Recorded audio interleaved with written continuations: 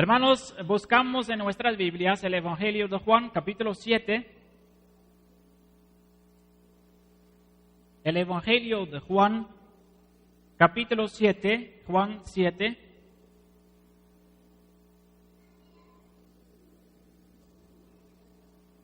Y esta noche pongamos la atención en los versículos 45 a 52. Y entonces, Juan, capítulo 7, en mi Biblia el número de la página es 1284 y 85, 1284 y 5. Juan 7, versículo 45 a 52. Y bueno, en las 2 semanas pasadas, el miércoles, no hemos estudiado el Evangelio de Juan, entonces voy a repetir un poco lo que hemos estudiado antes. Primeramente es importante para saber en qué situación estamos en esta parte. ¿Qué ha pasado y qué está pasando? Bueno, prácticamente estamos en el capital de Israel. El capital de Israel es, ¿cómo se llama el capital de Israel? ¿Cómo se llama el capital de Ecuador? Quito. ¿Y de Israel? ¿No lo sabe? Jerusalén. ¿Sí?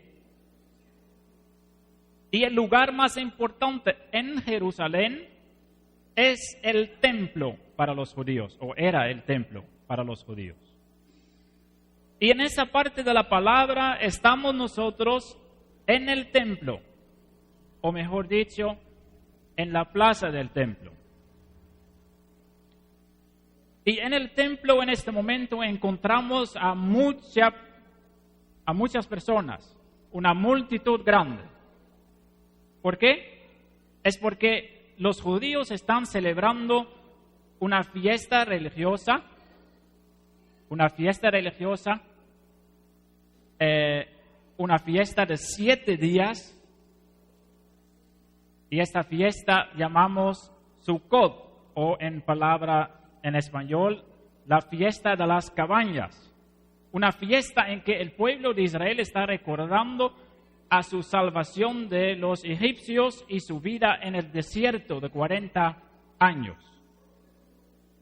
Entonces, una fiesta, una multitud en el templo en Jerusalén, y en esa plaza hay un hombre que está predicando. Es Jesús. Jesús está predicando a esta multitud. En esta situación estamos. Bueno, ya hemos visto que algunas cosas han pasado con los judíos y entre Jesús y los judíos, pero Jesús todavía está predicando a la multitud. Y la última vez que estudiamos el capítulo 7, hemos escuchado un mensaje de esperanza, porque Jesús, dice el versículo 37, en el último día y el gran día de la fiesta, Jesús se puso en pie y alzó la voz diciendo: si alguno tiene sed, venga a mí y beba. Él estaba ofreciendo agua espiritual. ¿Qué hacemos con agua normalmente? Con agua lavamos, ¿verdad? Y entonces agua es algo que nos puede lavar. Así también el agua espiritual. El agua espiritual que está ofreciéndonos Cristo puede lavarnos de los pecados.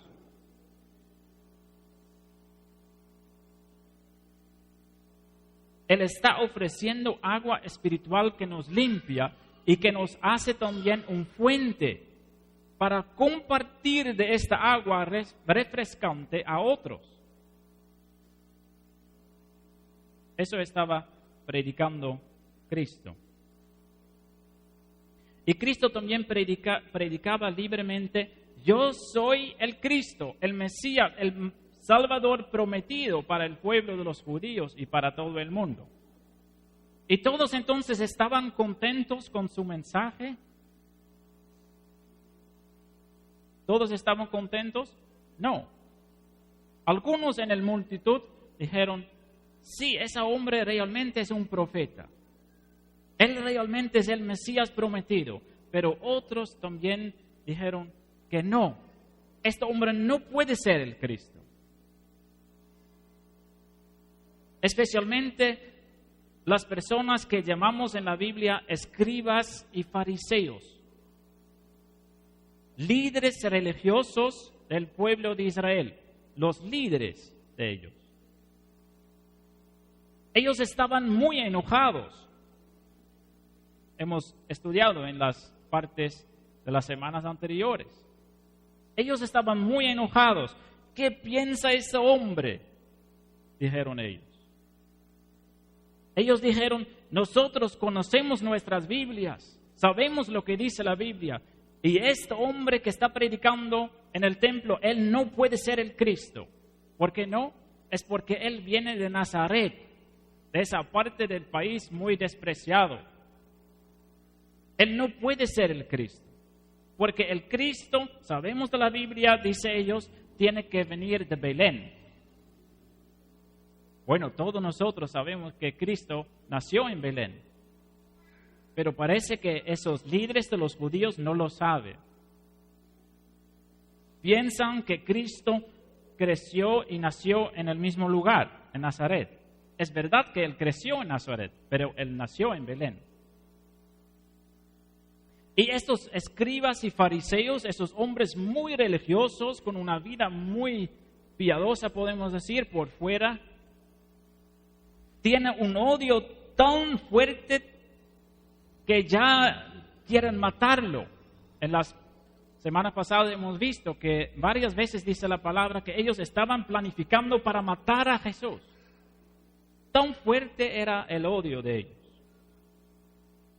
En esto ya podemos ver que ellos, tal vez por fuera, parecen muy piadosos, pero por dentro tienen un corazón duro, porque la palabra de Dios nos dice claramente, no matarás, amarás a tu prójimo, pero ellos odian a Jesús.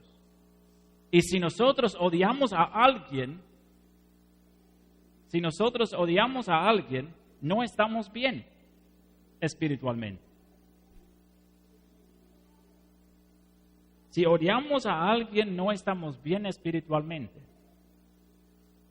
Pero tal vez dice usted ahora, hermano, no sabes lo que ha hecho tal o tal persona.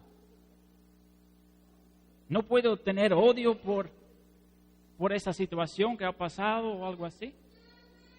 La palabra de Dios dice que no.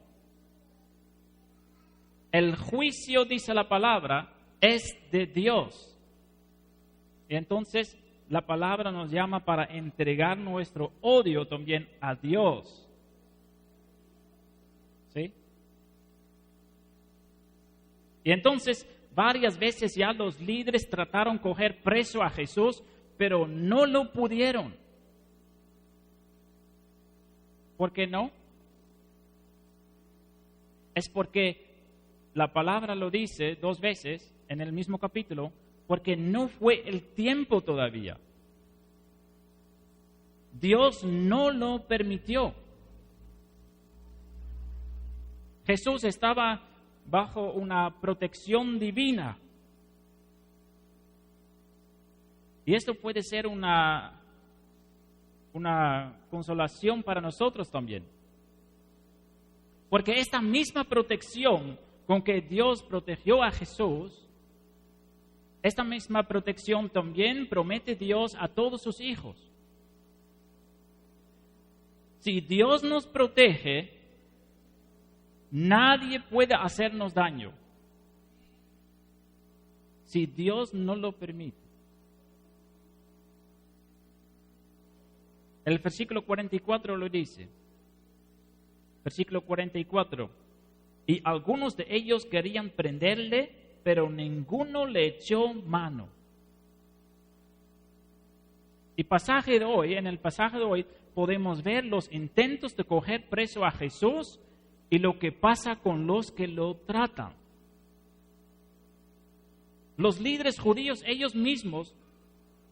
los líderes mismos no vinieron a coger preso a Jesús.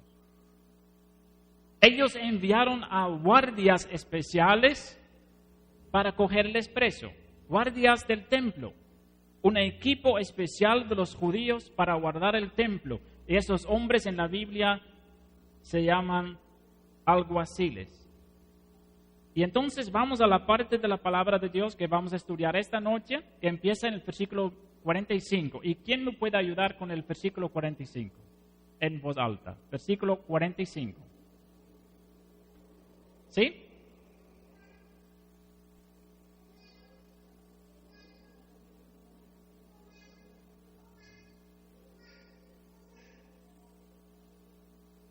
Ya, entonces los alguaciles fueron enviados para coger a Jesús.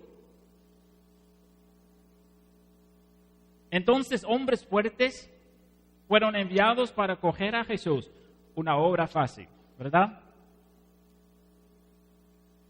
No tenían que buscar a Jesús. Simplemente lo pudieron coger cuando estaba predicando entre la multitud. No fue difícil para reconocerlo. Y sabemos que Jesús nunca usaba violencia para defenderse. Nunca. Entonces, una obra fácil, coger a Jesús. ¿Verdad? Pero cuando ellos regresan a los líderes de los judíos, no traen a Jesús. Y entonces dicen los principales líderes, ¿por qué no le habían traído a donde nosotros? ¿Qué pasó? ¿De pronto se escondió? ¿De pronto escapó? ¿No lo pudieron hallar? No, eso no es la razón. El versículo 46 nos dice lo que es la respuesta de estos guardias. Versículo 46. ¿Quién puede leerlo? Hermana Jennifer.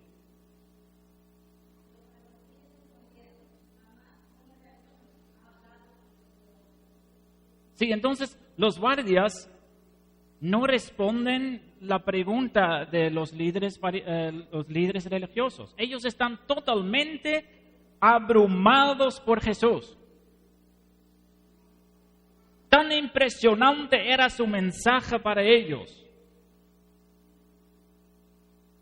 Los guardias han ido para coger preso a Jesús. Hombres valientes, duros, guerreros, armados. Pero cuando se acercaban a Jesús, sucedía algo raro. Jesús los derrotó. ¿Cómo? Tal vez envió fuego del cielo. Tal vez vino un ejército de ángeles para defenderlo. Todo eso fue posible porque Jesús tenía el poder para hacerlo. O tal vez sus discípulos peleaban por él. No, hermanos. Jesús usó el arma más poderosa que hay. ¿Qué es la arma más poderosa que tiene Jesús? La palabra. La palabra. Entonces, cuando ellos se acercaban a Jesús, entraba la palabra predicada en sus orejas. Y esa palabra entraba en su mente y de ahí entraba en su corazón. Y simplemente, dice esa palabra de ese versículo, simplemente olvidaban la razón por qué han venido. Empezaron a escuchar las palabras predicadas de Jesús. Y ahora, cuando regresan a los líderes judíos, tienen que gritar, porque si leemos bien ese versículo, mira, no dice en voz baja, jamás un hombre alguna, no. Si leemos bien ese versículo dice, jamás hombre alguno ha hablado como este hombre. Así tenemos que leer este versículo. Son derrotados completamente por la palabra de Dios. Sabemos lo que es ser derrotado por la palabra de Dios. ¿Sabemos nosotros lo que es? ¿Hemos experimentado nosotros alguna vez eso en nuestra vida? ¿O varias veces? También puede ser. Que estaba en la iglesia y que regresaba a su casa y que tenía que decir, esta vez no era el hermano que estaba predicando la palabra, no era el hermano. Es como Dios mismo estaba hablando a través del predicador, a mí. Una impresión tan fuerte que no lo puede negar. ¿Una vez ha experimentado algo así en su vida?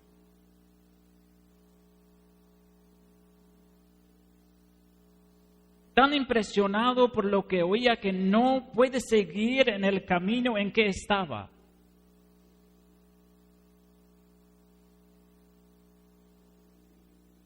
Que salió con esa pregunta, yo tengo que cambiar, ¿cómo puedo cambiar? ¿Cómo puede cambiar mi vida? Yo tengo que quitar tal o tal cosa de mi vida, porque Dios me habló.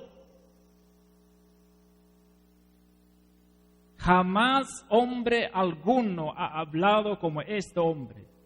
Esa idea, ¿una vez ha experimentado algo así?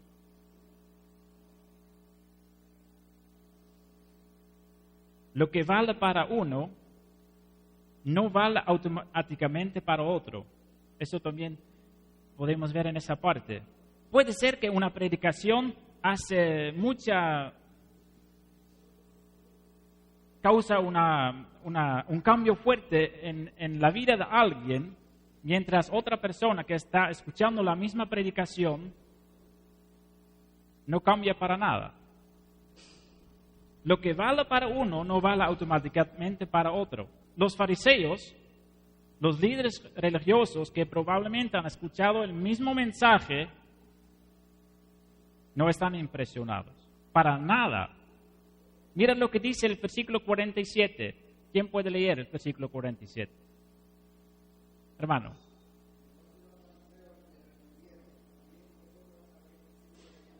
Sí, ellos dicen, ustedes son engañados. Han escuchado a ese hombre y ahora son engañados. Él es un engañador, nada más. Y mira lo que dice en el versículo 48 y 49. Mira la arrogancia de esos líderes religiosos, hermanos. Versículo 48 y 49. ¿Quién puede leerlos? Versículo 48 y 49.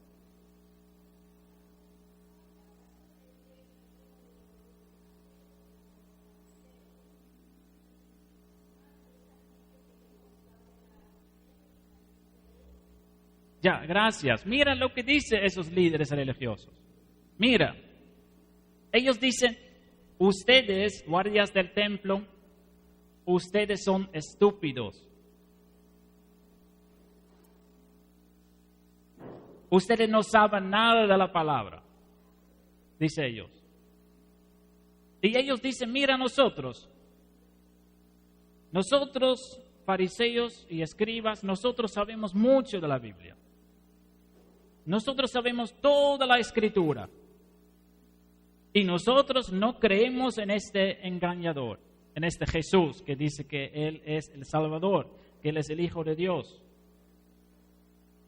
Nosotros como expertos de la palabra, nosotros no creemos en Él. Y entonces ustedes tampoco tienen que creer en Jesús.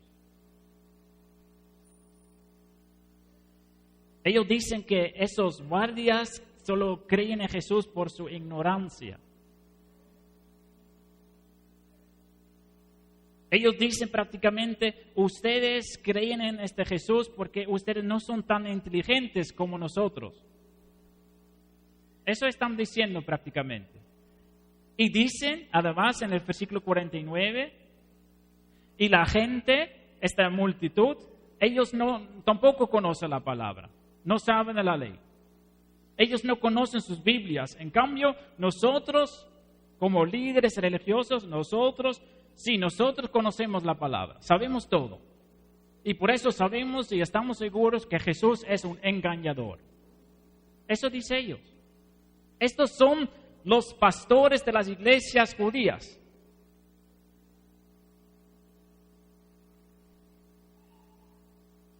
Pablo dice en 1 Corintios 8, el conocimiento envanece, pero el amor edifica. Lo que podemos ver en esos versículos, en esos hombres religiosos, podemos ver, hermanos, lo que es religiosidad. Religiosidad nos hace arrogantes. Religiosidad es, nosotros sabemos mucho de la palabra y sabemos lo que tiene que cambiar en la vida de mi vecino. Eso es religiosidad. Juzgando a todas las personas excepto a nosotros mismos. ¿Sí? Eso llamamos religiosidad.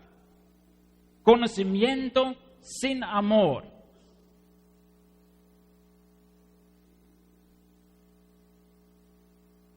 Podemos tener mucho conocimiento de la palabra, hermanos, sin pertenecer a Cristo. Podemos saber muchas cosas de la palabra sin estar salvados. Podemos ver esto en esos líderes religiosos. Condenan a todos, pero ellos no tienen el amor que edifica. El conocimiento de ellos hace arrogante y causa altivez. Pero esos guardias, que tal vez no tienen mucho conocimiento de la palabra, ¿qué pasó en la vida de ellos? Esos guardias, hermanos, empezaron a amar a ese predicador por sus palabras, porque ellos han escuchado esas palabras y ya saben que son palabras de vida.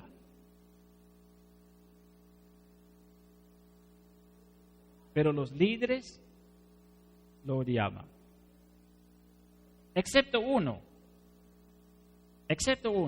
Hay un líder de los judíos, un líder religioso que es diferente. Y eso encontramos en el versículo 50 y 51. ¿Quién me puede ayudar con esos dos versículos? 50 y 51. Yandri.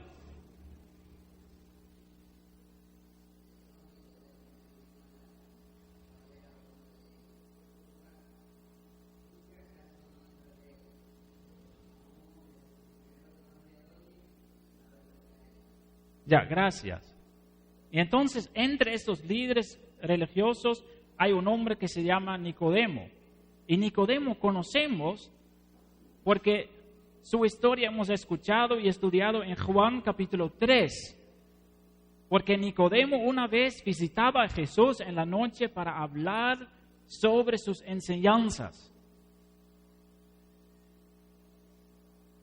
Y Nicodemo inicialmente no entendió a Jesús, pero parece que esa conversación que ellos tenían en esta noche cambió cosas en la vida de Nicodemo. La palabra de Dios,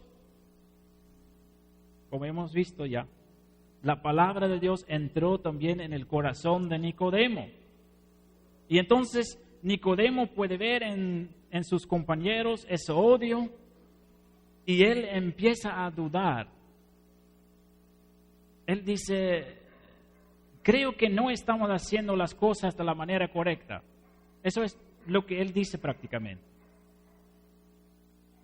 ¿No dice nuestra ley que solo podemos condenar a un hombre si hemos juzgado de la forma correcta? Él va a defender a Jesús un poco. Él dice, no es justo investigar primero lo que ha hecho mal y después sí podemos condenarlo como engañador, pero tenemos que investigar primero las cosas que él enseñó. Pero esos hombres religiosos no están interesados en hacer justicia. Ellos odian a Jesús y lo único que ellos quieren es su muerte. Es porque Jesús, ¿por qué es ese odio en el corazón de esos líderes religiosos? ¿Por qué? ¿Por qué hay ese odio? Hermanos, es muy lógico. Jesús habla la verdad. Y lo que Jesús dice siempre es una acusación fuerte para ellos. ¿Por qué? Es porque ellos no adoraron y no amaron a Dios. Ellos no amaban a sus prójimos. Son hombres altivos que solo están enfocados en su reputación y en aumentar el poder que tiene entre el pueblo. Y entonces ahora podemos ver que cada persona que va a defender a Jesús es un enemigo de ellos. Porque mira lo que dice Nicodemo. Él dice algo raro. Dice tal vez, hombres, ese Jesús es una buena persona. Eso no dice. Lo único que él dice es, hermanos, tenemos que juzgar de la forma correcta. ¿Sí? Eso es lo único que él dice. Pero mira la reacción de sus compañeros en el versículo 52. ¿Quién puede leerlo? Hermano.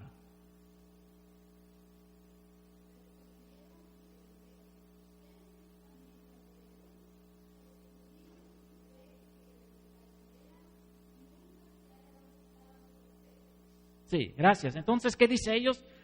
Usted tal vez es un compañero de Jesús. También viene de esa parte despreciado de Israel, de Galileo. ¿Eres tú también un Galileo tal vez? Sí, van a burlar de Nicodemo por lo que él está haciendo. Y ellos dicen, escudriña y ve que de Galilea nunca se ha levantado un profeta. Hay que buscar en su Biblia, dice ellos, para descubrir que de Galilea nunca se ha levantado un profeta. Y entonces, con esa pequeña cosa que está diciendo Nicodemo, él ya es un enemigo de ellos también. Dice, Jesús no puede ser el Cristo, ni puede ser un profeta, porque él viene de Galilea. Él viene de Nazaret.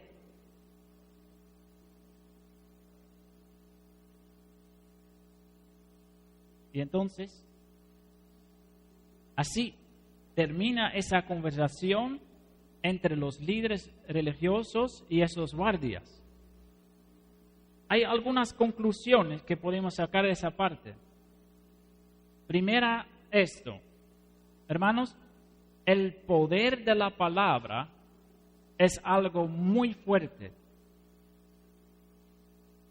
Cada predicación bíblica, porque también hay predicaciones que no son bíblicas, cada predicación bíblica hace algo en su vida. Algo.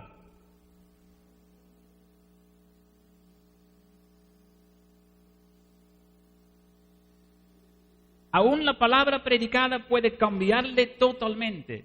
¿Tiene esa esperanza? No. Nosotros no podemos cambiar a nosotros mismos. Es imposible. Y yo no puedo cambiar a ustedes, ni ustedes a otros. Ese poder simplemente no tenemos. Hay muchas peleas entre personas por el deseo de cambiar al otro. También en relaciones. Hermanos, el único que puede cambiarnos verdaderamente es Dios. ¿Y cómo lo hace? Algunas veces pienso que el error en nuestra vida puede ser que nosotros pensamos que Dios lo hace de una manera sobrenatural, de una manera mágica. Por ejemplo, a veces hay personas que vienen a mí y dicen, mi marido o mi mujer también tiene que ir a la iglesia. Estoy orando todo el tiempo para que él también va a recibir ese deseo para ir a la iglesia. Hermanos, es muy excepcional que Dios obra así. Muy excepcional. ¿Qué es la manera normal de Dios para hacer su obra? Dios hace su obra a través de su palabra. ¿Sí? Y entonces, si su marido, si su mujer en la casa nunca escucha la palabra, probablemente no va a cambiar.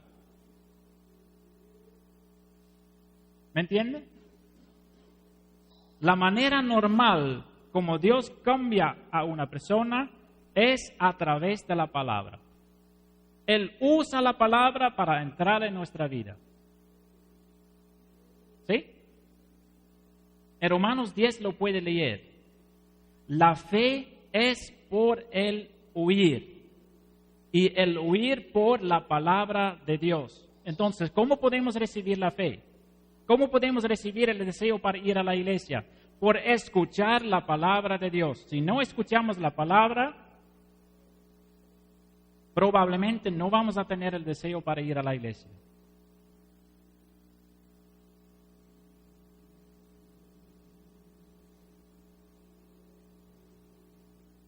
Pero la esperanza es, hermanos, que la palabra de Dios realmente puede hacerlo. Mira esas guardias. Vinieron, hombres fuertes, vinieron para coger preso a Jesús, ¿sí? Estaba enfocado en coger preso a Jesús. Y mientras estaban caminando hacia Jesús para cogerlo preso, escucharon sus palabras y olvidaron